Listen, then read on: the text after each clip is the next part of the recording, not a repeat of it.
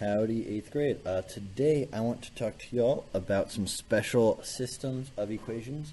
So friendly reminder, when we say systems of equations, that means multiple equations with multiple variables. So like when we've been doing substitution or when we've been doing elimination, those things are what I mean by special systems of equations, or systems of equations. Today we're going to be talking about some special cases. I want to show you what that looks like, but I want to start off by doing it graphically. And so there's really three options we can have. So we already know that we can put our two variable equations as a line, and our two variable equations are the same as a line. So we can use lines to represent our equations. And I love having lines because I am a very visual person. So I want to show you guys kind of what that is. So we know that like if we have the line y equals x, it's going to look like that. And that's kind of what all this is going to end up coming back to, is being able to take our equations, turn them into lines, and kind of see what's going on. So when we have two different lines, our solution, if we also have the line y equals negative x, would be where they intersect, which in this case is going to be 0, 0. So our solution is wherever both lines intersect, because this equation is true everywhere on the red line, and this equation is true everywhere on this green line. So where they intersect, that means both are true, and that's what we're looking for. So if we're comparing two different equations, we have three different options. We can divide up like this and draw our graphs.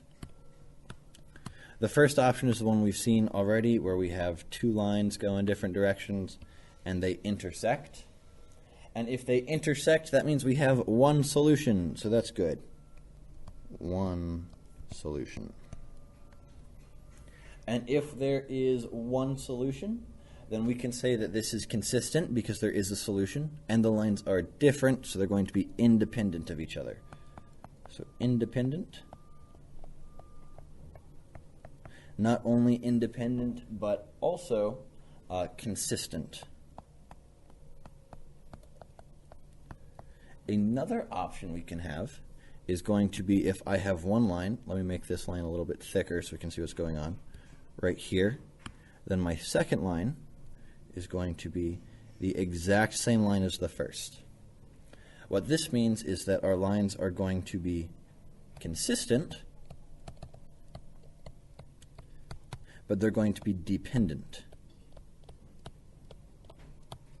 And what dependent means is just that they are going to be the same line. So they depend on each other. They're going to be the same the entire time. And if this is true, we have infinitely many solutions.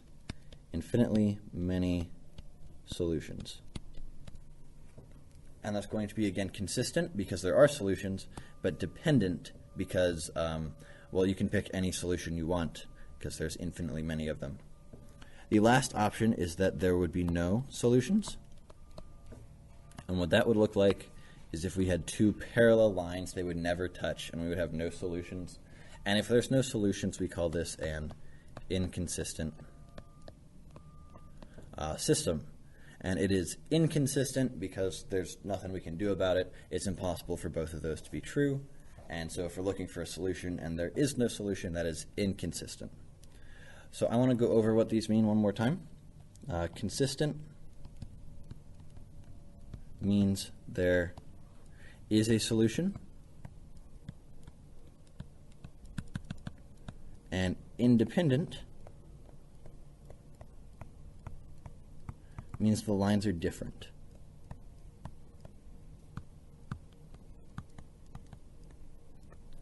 So if we have lines that are independent and consistent, that means we only have one solution. If it's consistent but dependent or not independent, then we have a ton of solutions. And if it's inconsistent, then we have only then we have no solutions. I just realized I spelled this incorrectly. It should be inconsistent. Please fix that on yours, or just know how to spell unlike me. Whatever works. So I want to run through a couple examples of these, doing it with the actual numbers, so you can see what that looks like when we come across them. So if we have y minus 3x equals negative 4, and y equals 3x, then I could go through and I could substitute. So this is an example. Substitute y for 3x, and I get 3x minus 3x equals negative 4. Now this tells me 0 equals negative 4. Because this is impossible, we're going to say that this is inconsistent. And if it is inconsistent, that means that we have, one more time, and the lines are the same. Or, sorry, if it's inconsistent, that means there's going to be no solution. So if we come across something like this, where we have 0 equals negative 4, or something that's just not true, it means there's inconsistent and there is no solution. So we'll try another problem now that'll give us something a little bit different, which would be, let's do x plus 3y equals 6, and we can also have 1/3 x plus y equals 2. And I'm going to do this by substitution one more time. So solving for this y here, I would get y equals 2 minus 1/3 x. Did that just by subtracting 1/3 x, moving it over to this side. And after that I can substitute. So I have that x plus 3y, which is going to be 3 times 2 minus 1/3 x, is going to equal 6. Distributing gives me x plus 6 minus x equals 6. X minus x is 0, so I have 6 equals 6. And this is always true, no matter what x is, which means x can equal anything. If x can equal anything, that means that our lines have to be the same. And if they're the same, then our lines are consistent and dependent.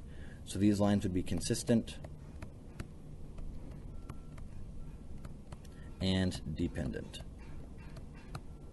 And we've already seen a ton of examples of having consistent independent lines. That just means there is one solution. That's been every single thing we've seen so far. So all we need to do here is be able to recognize consistent lines, dependent lines, inconsistent lines, independent lines, and we will be good to go.